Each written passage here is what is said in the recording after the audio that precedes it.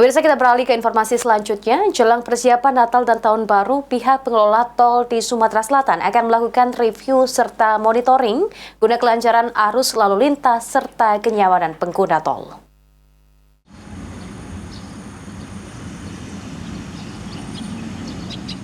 Untuk memastikan kelancaran tol menjelang perayaan libur Natal dan Tahun Baru, disampaikan Bastian Sihomping, konsultan PT Hutama Karya. Jelang persiapan Natal dan Tahun Baru, pihaknya akan melakukan review guna mengantisipasi kelancaran arus lalu lintas di tol. Sedangkan untuk perbaikan tol seperti jalan dan lampu penerangan jalan, pihaknya juga masih melakukan monitoring untuk memastikan kerusakan apa saja yang harus segera dilakukan perbaikan. Nanti akan dilakukan review oleh Balai bersama-sama dengan Hutama Karya untuk ngecek ke lapangan bersama-sama. Kesiapan cari tol, peluang. untuk kesiapan tol jelang akhir tahun ini kondisinya seperti apa nih Pak? Ya pasti akan dilakukan satu tindakan supaya tidak ada kemacetan pada saat itu. Lutfi, PAL TV.